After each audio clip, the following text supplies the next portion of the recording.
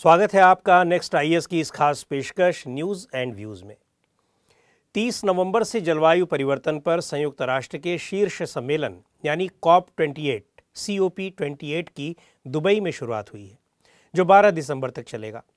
आमतौर पर उम्मीद की जाती है कि सम्मेलन में जलवायु परिवर्तन का मुकाबला करने के लिए ज़रूरी कदमों पर दुनिया के सभी देशों के बीच सहमति बनाने की दिशा में काम किया जाएगा। हर साल संयुक्त राष्ट्र जलवायु सम्मेलन की मेज़बानी एक अलग देश करता है। इस बार मेज़बानी संयुक्त अरब अमीरात को मिली है। COP की पहली बैठक मार्च 1995 में जर्मनी के बर्लिन शहर में आयोजित की गई थी। पिछले कुछ सम्मेलनों की तरह इस बार भी जिस एक मुद्दे के सबसे ज़्यादा चर्चा में रहने की उम्मीद है वो है climate fund. News and views के आज के अंक में इसी क्लाइमेट फंड पर चर्चा होगी कि ये क्या है और कहां से आता है। जीवाश्म ईंधन यानी फॉसिल फ्यूल औद्योगिक क्रांति और कई देशों की आर्थिक उन्नति का आधार रहे हैं, लेकिन तेल, गैस और कोयला जलाने से ग्रीन हाउस गैसें पैदा होती हैं जो वातावरण को गर्म करती हैं और धरती की जलवायु को खराब करती हैं। ऐतिहासिक रूप से बड़े और एडवांस औद्योगिक देशों ने इस मानव जनित जलवायु संकट में सबसे ज़्यादा योगदान दिया है, या यूँ कहें कि वो सबसे ज़्यादा जिम्मेदार है, क्योंकि उन्होंने अपनी अर्थव्यवस्थाओं को विकसित करने के लिए लंबे समय तक फॉसिल फ्यूल को जलाया है। पर्यावरण कार्यकर्ताओं, विशेषज्ञों और अल्प विकसित या गरीब देशों के प्रमुखों का कहना है कि संयुक्त राज्य अमेरिका और यूरोप जैसे बड़े ऐतिहासिक उत्सर्जकों को बड़े पैमाने पर जलवायु परिवर्तन के लिए बिल का भुगतान करना चाहिए। क्लाइमेट फाइनेंस के पीछे आइडिया ये है कि विकासशील देशों की अर्थव्यवस्थाओं को जलवायु तबाह करने वाले फॉसिल ईंधन से दूर ले जाने में सहायता की जाए। दूसरी बात यह है कि अमीर देशों को बदलती जलवायु के हिसाब से ढलने के लिए वैश्विक तापमान से सबसे ज़्यादा प्रभावित गरीब देशों की मदद करनी चाहिए। इन विचारों ने 1992 के विश्व जलवायु सम्मेलन के वक्त से ही किसी न किसी रूप में जलवायु पर वैश्विक सौदेबाजी में केंद्रीय भूमिका निभाई है। लेकिन क्लाइमेट फाइनेंस आमतौर पर 2009 के कोपेनहेगन UN जलवायु सम्मेलन में औद्योगिक देशों द्वारा किए गए इस वादे के साथ जुड़ा है कि वे 2020 तक हर साल $100 अरब का फंड जुटाएंगे। 2015 में पेरिस में प्रतिनिधियों ने इस राशि को 2025 तक हर साल जारी रखने और फिर इसे बढ़ाने के लिए सहमति दी। $100 अरब के वादे को लागू करने के लिए औद्योगिक रूप से उन्नत देशों ने मुख्यतः सार्वजनिक धन से पैसा देने की बात कही है, लेकिन उनका इरादा निजी निवेश के माध्यम से नकद जुटाना है। डोनर कंट्रीज से यानी जिन्हें पैसा देना है, उनसे जो सार्वजनिक यानी सरकारी धन आता है, क्लाइमेट फाइनेंस का बड़ा हिस्सा उसी से तैयार होता है। इसका लगभग 50% हिस्सा आर्थिक सहायता के तौर पर डोनर कंट्रीज से सीधे गरीब या अल्प विकसित देशों को मिलता है। दूसरा हिस्सा बहुपक्षीय धन होता है, मल्टीलैटरल पैसा होता है, जिसमें कई देश कई दूसरे देशों को धन देते हैं।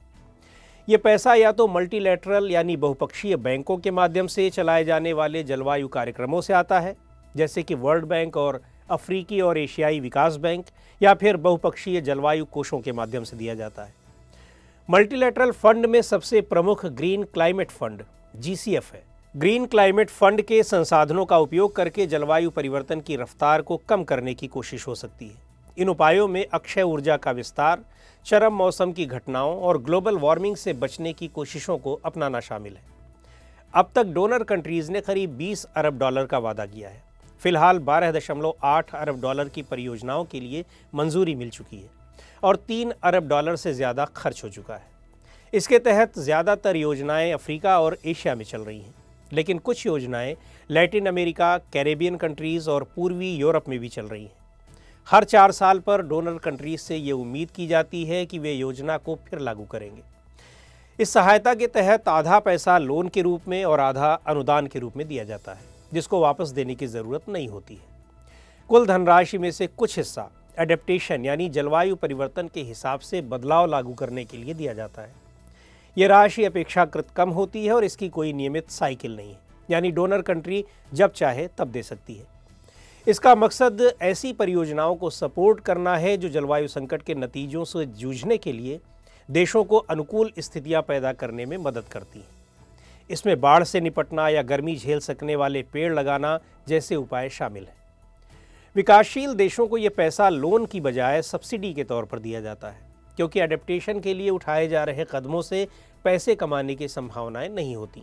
जबकि पर्यावरण सुरक्षा से जुड़े कदम जैसे बिजली पैदा करने के लिए पवन चक्कियाँ लगाना या सोलर पैनल लगाकर धन कमाया जाता है। इसके अलावा एक फंड और होता है जो सबसे गरीब देशों के लिए होता है।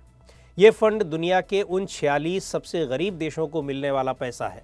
ये पूरी तरह दान पर निर्भर फंड है जिसे वापस लौटाना नहीं होता है। इसका मकसद आपातकालीन क्लाइमेट एडेप्टेशन के उपायों में मदद करना है। अब तक इस फंड के जरिए 360 से ज़्यादा परियोजनाओं में पैसे दिए गए हैं। लेकिन सबसे बड़ा सवाल ये है कि $100 अरब के क्लाइमेट फाइनेंस का क्या हुआ, जिसे अमीर देशों ने गरीब देशों को देने का वादा किया था। दरअसल ये वादा पूरा नहीं हुआ है। OECD के आंकड़ों के मुताबिक 2020 तक केवल $83 अरब ही अंतर्राष्ट्रीय क्लाइमेट फाइनेंस में डाले गए। वैसे तो $83 अरब बहुत बड़ी रकम लगती है, लेकिन वास्तव में ग्लोबल साउथ में गरीब देशों की ज़रूरतें इससे कहीं ज़्यादा हैं। विशेषज्ञों के मुताबिक 2030 तक जलवायु परिवर्तन के हिसाब से एडेप्ट करने की लागत $300 अरब से ज़्यादा होगी, जबकि इसमें जलवायु संकट से निपटने के लिए उठाए जाने वाले कदम शामिल नहीं हैं। क्लाइमेट फाइनेंस के कुछ विवादास्पद पहलू भी हैं। दशकों से विकासशील, नव औद्योगिक और औद्योगिक देशों के बीच ये बहस चल रही है कि हीट वेव और सूखे के चलते जलवायु संकट की वजह से हो रहे नुकसान की भरपाई की जिम्मेदारी किसकी है। विकासशील देश इस दिशा में काम करने के लिए अतिरिक्त फंड चाहते हैं। डोनर कंट्रीज़ को डर है कि उन्हें इस भरपाई के लिए इंटरनेशनल क्लाइमेट फाइनेंसिंग के मौजूदा दायरे से कहीं ज़्यादा देना पड़ सकता है। इसी वजह से डोनर देश चाहते हैं कि सबसे ज़्यादा कार्बन उत्सर्जन करने वाले चीन जैसे मजबूत अर्थव्यवस्था वाले देशों को भी ये खर्च उठाना चाहिए। कुल मिलाकर नुकसान और जिम्मेदारी की इस बहस में बहुत सारे सवालों के जवाब अब भी बाकी हैं। 2022 में COP27 के दौरान अमीर देशों के समूह G7 और V20 देशों के गुट ने जलवायु जोखिमों के खिलाफ ग्लोबल शील्ड की शुरुआत की थी। V20 ग्रुप में करीब 70 ऐसे देश शामिल हैं जो जलवायु संकट से सबसे ज़्यादा खतरे में हैं। इस शील्ड के मुताबिक किसी प्राकृतिक आपदा के वक्त एक निश्चित राशि तुरंत दी जाएगी। ये फंड उस स्थिति में मददगार होगा जब कहीं से कोई सहायता न मिल रही हो। इस शील्ड से क्लाइमेट रिस्क इंश्योरेंस में भी पैसे देने का प्रावधान है, जिसका इस्तेमाल करके छोटे किसान बीमा ले सकते हैं ताकि फसल नष्ट होने की स्थिति से बच सकें। हालांकि विकास संगठनों का मानना है कि जलवायु से जुड़े जोखिमों के खिलाफ इंश्योरेंस हमेशा सही उपाय नहीं है। ऐसा इसलिए क्योंकि इंश्योरेंस पॉलिसी अक्सर ऐसी स्थितियों के लिए कवर देती है जो असामान्य हो, लेकिन तेज़ी से गर्म होती दुनिया में इस तरह की आपदाएं आम होती जा रही हैं। इसका मतलब है कि चरम घटनाएं होती रहेंगी। तो आज के इस अंक में इतना ही। अगले अंक में फिर मिलेंगे एक नए विषय के साथ। आपको ये कार्यक्रम कैसा लगा कमेंट करके हमें ज़रूर बताएं। आप अपने सुझाव भी हमें भेज सकते हैं।